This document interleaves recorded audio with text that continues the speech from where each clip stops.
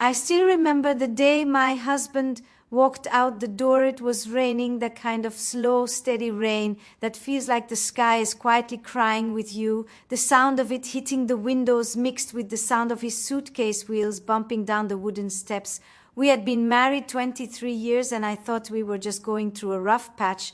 I didn't know it was the end. His name was Richard, but everyone called him Rick. He was tall, always neatly dressed, and had that confident smile people seemed to trust right away. We met when I was 22 and working at a small diner in Ohio. He came in every morning for coffee and a blueberry muffin, and every morning he'd say the same thing: "You make the best coffee in town, kiddo." It took him 2 months to ask me out and another 6 to propose. I thought I was the luckiest girl alive. Our life together wasn't perfect, but it was ours. We had a little house with white shutters and a backyard that bloomed every spring. I planted roses. He built a swing for our daughter Grace. And every Sunday we'd cook pancakes together just to make her laugh. He was my best friend, or at least I thought he was. Things began to change slowly. At first, he started working late, more often saying he had meetings or deadlines. I didn't question it because I trusted him. I believed love meant giving space and understanding. Then one night he came home smelling of a perfume I didn't own. I asked him about it and he laughed, saying it must have been from a coworker who gave him a hug. I wanted to believe him, so I did. But the lies kept growing like cracks in the walls you try to paint over, until one day everything just falls apart. He told me he had met someone else. Her name was Kelly. She was 29, beautiful, ambitious, and worked in his office. He said he didn't mean for it to happen, but that he felt alive again with her. I remember standing there frozen, holding a dish towel in my hand, as if that small piece of fabric could hold my world together. Grace was 16 at the time. She heard us arguing and came running down the stairs. She looked at her father and said, "You're leaving us, aren't you?" He couldn't even look her in the eye. He just nodded, packed his bag, and left while the rain kept falling outside. The first few months after he left were a blur. I'd wake up in the middle of the night, reaching for a man who wasn't there anymore. I'd make too much coffee, forgetting that no one was coming to share it. The bills piled up faster than I could pay them, and sometimes I'd just sit on the floor of the kitchen crying because I didn't know how to do life alone. But Grace kept me going. She was angry at first, angry at him, angry at me, angry at everything. But one night she came into my room, sat beside me, and said, "Mom, I don't want to see you cry anymore. We can do this, just you and me." That was the moment I decided to stop surviving and start living again. I got a job at a local elementary school, working in the cafeteria. It wasn't glamorous, but it was honest work. The kids were sweet, always smiling, always curious about life in a way that reminded me that hope still existed. I saved every dollar I could and eventually took a few night classes in bookkeeping. I wanted to prove to myself that I could build something of my own. Over the years, Grace grew into a strong young woman. She went to college on a scholarship, studied nursing, and made me prouder than I ever thought possible. We moved into a smaller apartment closer to her school. I sold the old house because every corner of it still whispered his name, and I needed silence to heal.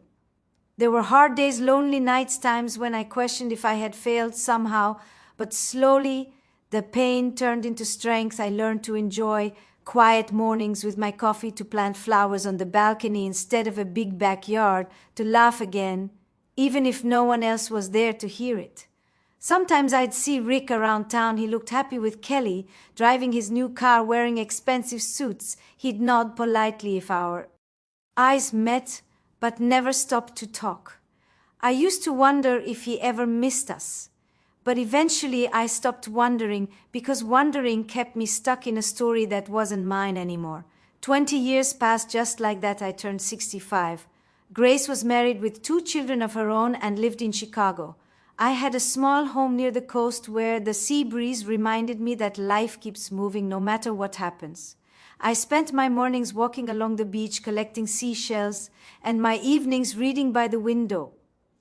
I wasn't rich, but I was content. One Friday evening, as the sun dipped low, painting the sky in gold and pink, I heard a knock at the door. It was a hesitant knock, soft like someone afraid of the answer. My heart skipped. I wasn't expecting anyone when I opened the door. My breath caught in my throat. It was Rick. He stood there older, grayer, thinner. His confident smile was gone, replaced by eyes that looked tired and sad. He held his hat in his hands like a man carrying regret. I froze for a second, not knowing whether to slam the door or ask him why he was there. He said softly, "Hi, Mary. It's been a long time." I didn't say anything. At first, my mind raced through decades of memories, through all the tears and empty nights. He looked down and said, "I'm sorry for showing up like this, but I didn't know where else to go." I stepped aside and said quietly, "Come in." He walked slowly into my living room, looking around at the photos on the wall, Grace with her kids, me holding a fishing rod at the pier. He said, "You built a beautiful life." I nodded and said, "Yes, I did." He sat down on the edge of the couch, his hands shaking. I asked him if he wanted some tea. He smiled weakly and said, "You always did know how to calm me down." I poured the tea and sat across from him, waiting for him to speak. After a long silence, he said, "Kelly left me 3 years ago. She met someone younger," she said. I reminded her of her father. He gave a sad little laugh and said, "I guess what goes around comes around." Then his voice broke, and he whispered, "I was a fool, Mary. I lost everything that ever mattered." I looked at him, and for the first time in years, I didn't feel anger or bitterness. I just felt pity and a strange kind of peace. He said, "I thought you'd hate me forever." I said I did for a while, but hate is heavy, Rick. It keeps you stuck, and I had to let go if I wanted to live. He looked up, tears in his eyes. "Mary, I don't deserve your kindness, but I need help. I have nowhere else to go. I lost the house, the money, everything. Could I stay here just for a few days until I figure things out?" I didn't answer right away. My heart was a storm of emotions.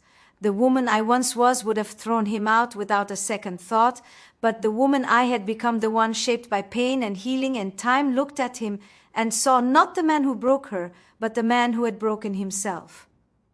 I said softly, "You can stay for a little while, but only until you find your footing." He nodded. "Thank you, Mary. You're a good person."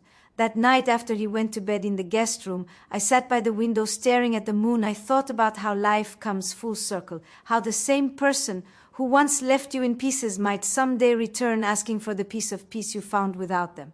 And as I sat there, I realized something profound. I wasn't helping him out of love. I was helping him out of strength. Because forgiving someone doesn't mean forgetting. It means you refuse to let their choices define your future.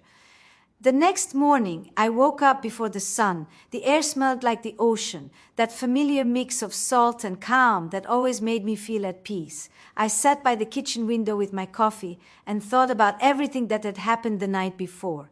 It felt strange having Rick in my home again after all those years.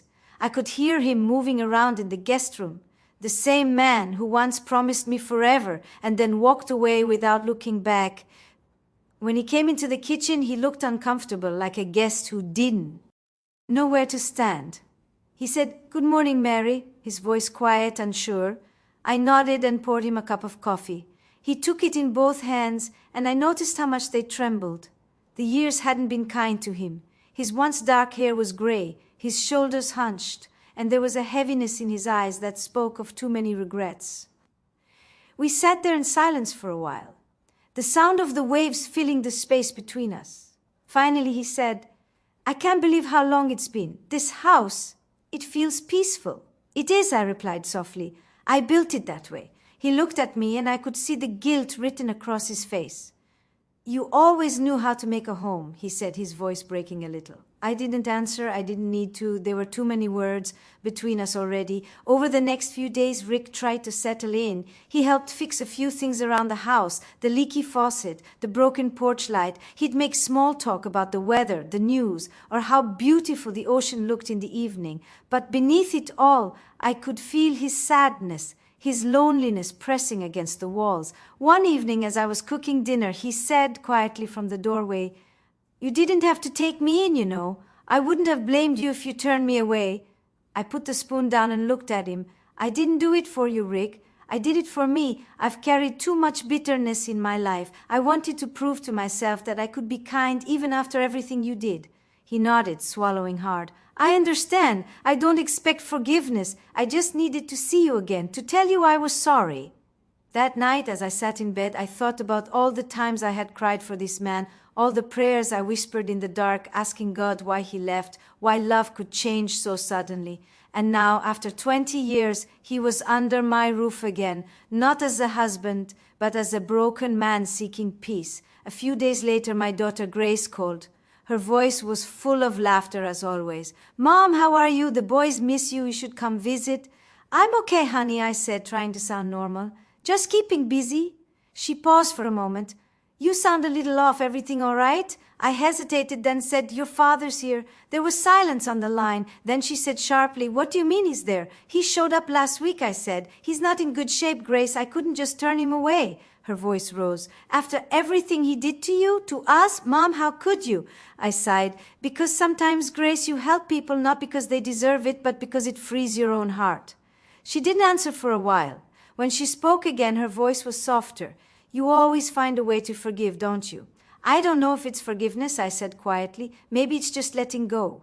After that, Grace didn't talk about him again, but I could hear the worry in her voice whenever she called. She had built her own life, her own family, and I didn't want to drag her back into old pain. Meanwhile, Rick started helping out more around the house. He'd take out the trash, mow the lawn, even cook breakfast sometimes. One morning, I found him sitting on the porch staring out at the sea. He said softly, "I used to think happiness was about success. Big houses, money, people admiring you, but I had all that once, and it never filled me. I ruined everything chasing a feeling that didn't last." I sat beside him and said, "That's because happiness isn't something you chase, Rick. It's something you build slowly, every day, with love and honesty, and once you break that, it takes years to rebuild." He nodded, tears glistening in his eyes. "Do you ever wish we could go back?" I looked at the ocean stretching endlessly before us. "No," I said softly, "because going back means losing the woman I became after you left, and I worked too hard to find her." There was something powerful in saying those words aloud. For the first time, I realized I no longer needed his approval or his apology. I was whole, with or without him. Weeks passed, and Rick began to regain some strength. He even found a part-time job at a nearby marina helping with boat repairs. The work seemed to give him purpose again, but he still carried that quiet sadness, that shadow that comes from years of regret. One evening after dinner, he handed me a small box. "I want you to have this," he said. I opened it and saw an old locket, the one I had given him on our 10th anniversary. Inside was a faded photo of the three of us, me, him, and Grace, smiling in front of our old house.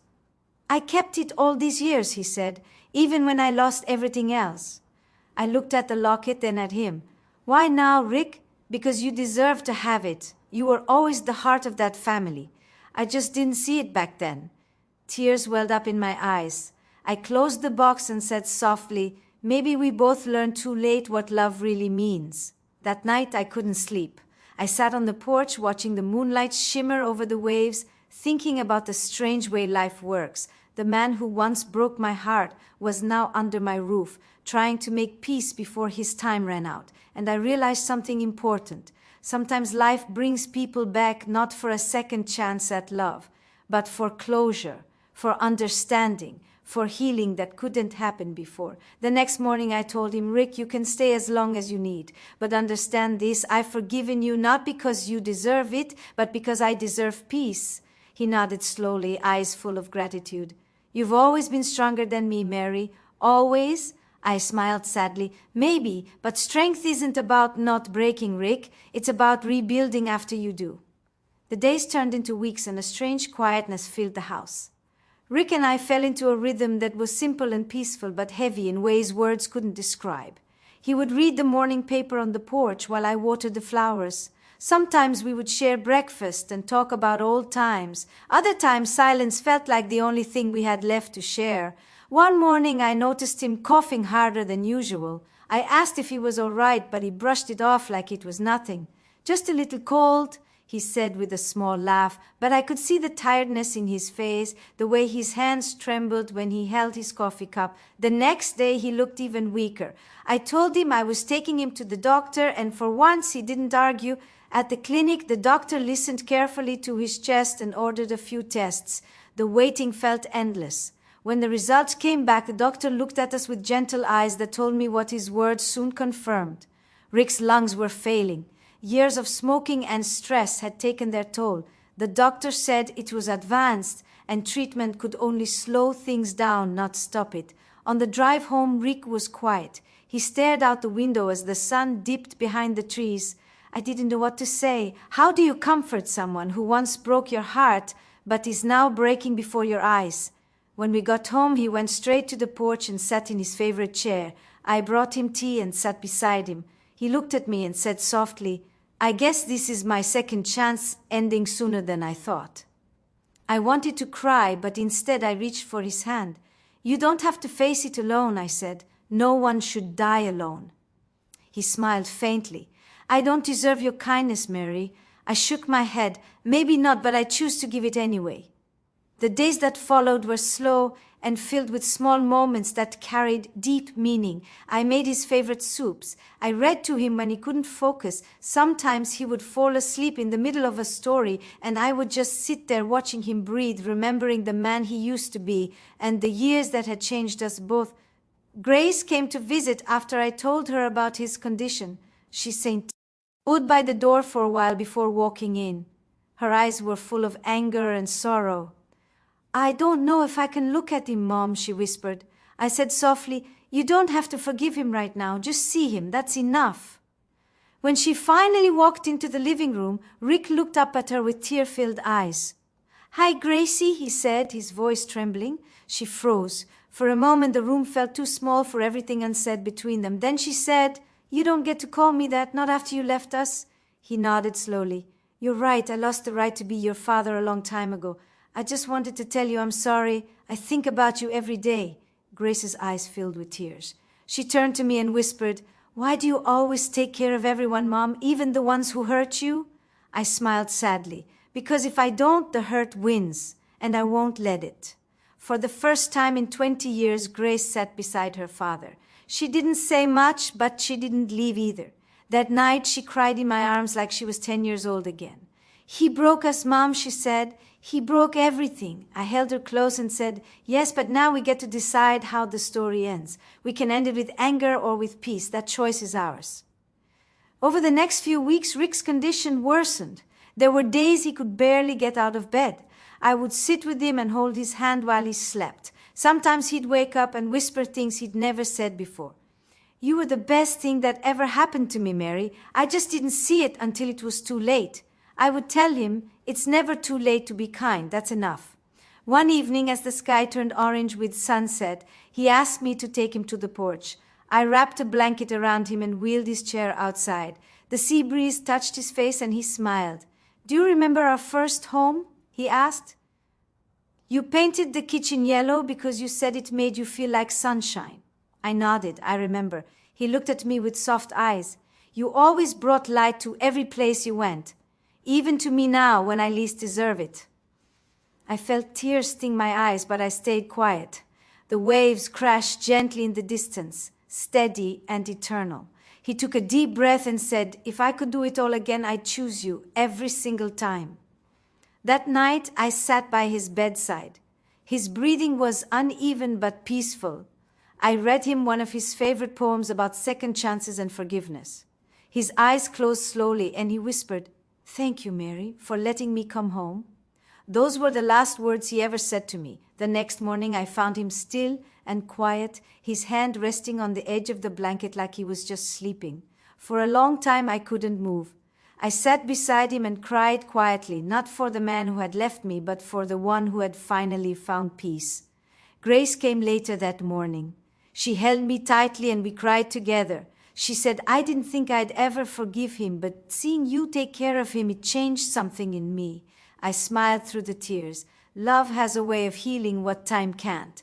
In the days that followed, I arranged small service by the sea, just a few friends and neighbors. Grace read a short letter she wrote about forgiveness and family. When it was my turn, I stood by the waves and said softly, "Rick taught me two things, that love can break you and that forgiveness can rebuild you, and in the end, both are worth it." As the ashes scattered into the wind, I felt something lift inside me, a weight I had carried for too many years. I went back home that evening and sat on the porch alone, watching the sunset turn the sky gold. The sea whispered softly below, like it was telling me everything would be all right. I whispered to the wind, "Goodbye, Rick. Thank you for coming home."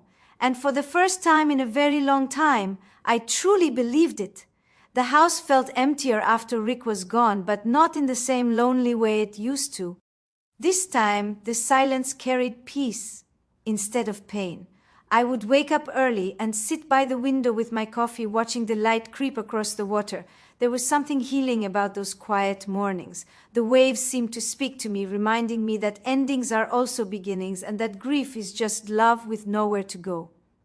Grace started visiting more often after the funeral. She would bring the boys, and the house would fill with laughter again. The sound of their little feet running across the porch brought life back into the walls. One afternoon, as we sat together, she said, "Mom, I never told you this, but watching you take care of Dad changed how I see you. You've always been strong, but now I know your strength isn't loud or proud.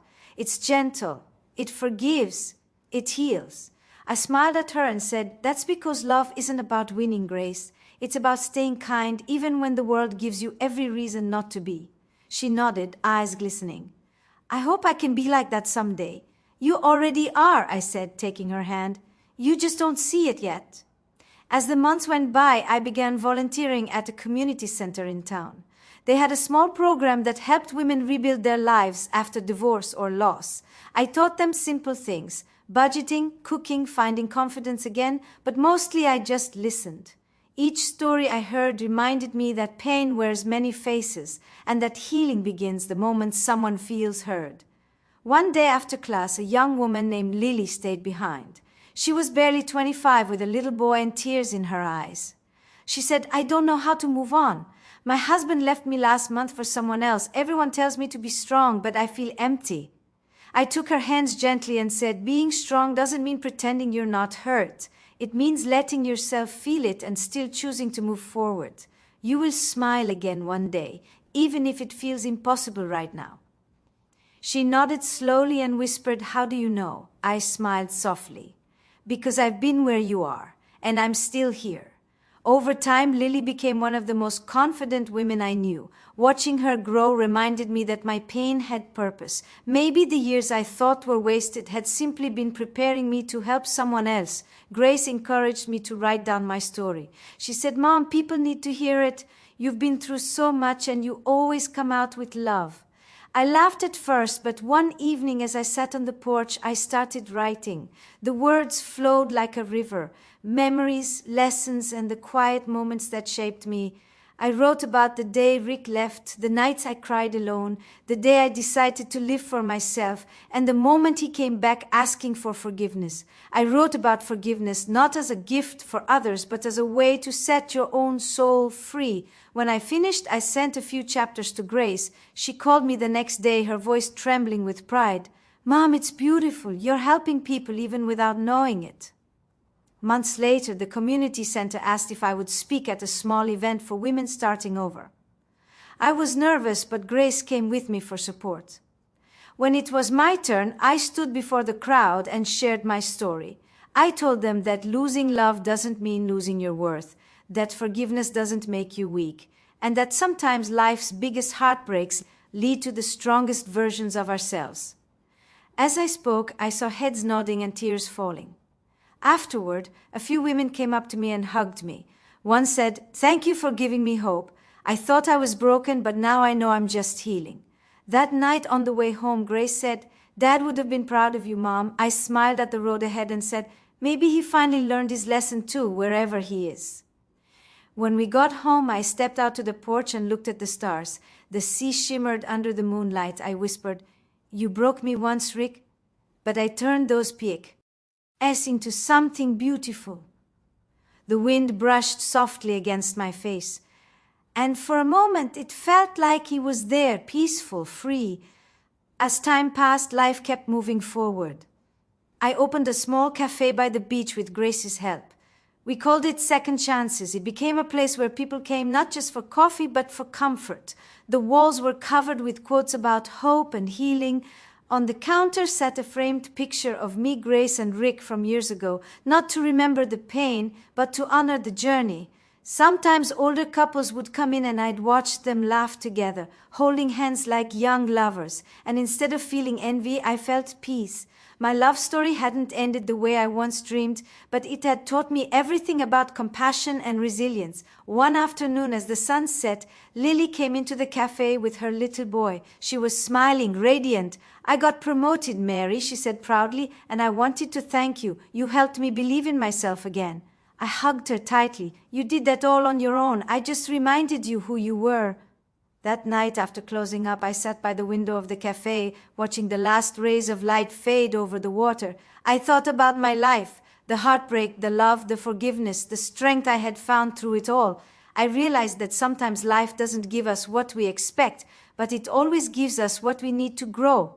I whispered softly to the sea, "Thank you for teaching me how to let go, how to love again, and how to live."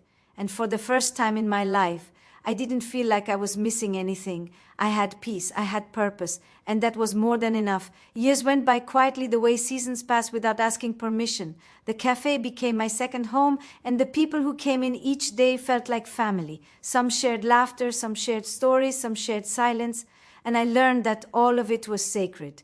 I had stopped counting time in years and started measuring it in smiles.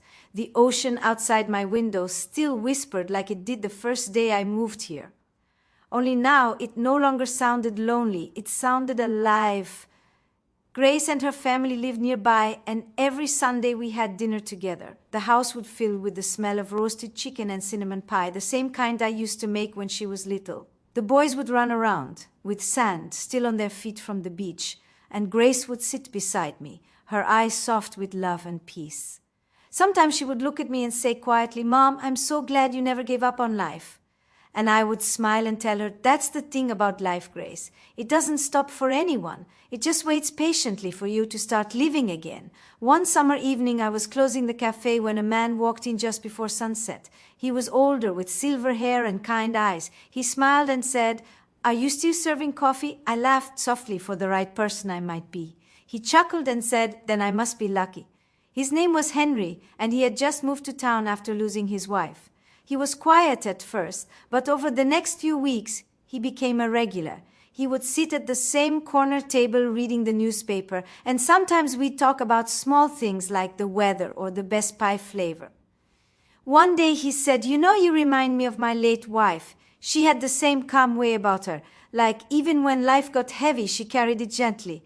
I smiled and said, "I think we all learn that eventually. Some of us just take longer than others." He looked at me and said, "Maybe life isn't about what we lose, but what we learn to love again." Those words stayed with me long after he left that evening. Months passed, and Henry and I became close friends. We went for walks along the beach, we laughed about little things, and sometimes we just sat in silence watching the waves. I didn't call it love, not the way it once was, but it was something soft and kind, and that was enough. It reminded me that love could come quietly. After the storms had passed, one morning I found an old box tucked away in the attic. Inside were letters I had written years ago but never sent, to Rick, to myself, to the future I had once feared. I sat on the floor surrounded by memories and read one of them. It said, "I don't know who I'll be in 20 years, but I hope she's happy. I hope she forgives. I hope she knows she did her best." I smiled through the tears because that woman was me. I had become her. That evening I walked down to the water and watched the sunset spread gold across the sea. I thought of Rick and whispered, "You're part of my story forever, but I'm not trapped in it anymore. You gave me pain, but that pain taught me how to rise." The waves reached my feet gently like they understood. When I got home, I found Grace sitting on the porch waiting. She had brought her sons and they ran into my arms laughing. She said they wanted to see Grandma before bedtime. We sat there together watching the stars appear one by one. She turned to me and asked softly, "Do you ever think about Dad?" I nodded. "Sometimes, but not with anger anymore. I think of the lessons of what he taught me about strength and what I learned about forgiveness." Grace smiled faintly. "You're the strongest person, I know." I shook my head. "No, sweetheart, I just learned how to keep my heart open even when it's been broken." As the boys fell asleep on the porch and the night wrapped around us, I looked up at the sky and thought about everything life had given and taken away. The heartbreak, the healing, the love that came quietly after loss. I realized that the secret to peace wasn't forgetting the past, it was making peace with it. A few years later, the cafe celebrated its 10th anniversary.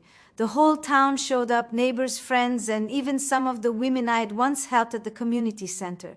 Lily gave a small speech and said, "Mary taught me that forgiveness isn't weakness, it's freedom. She showed me how to love myself again."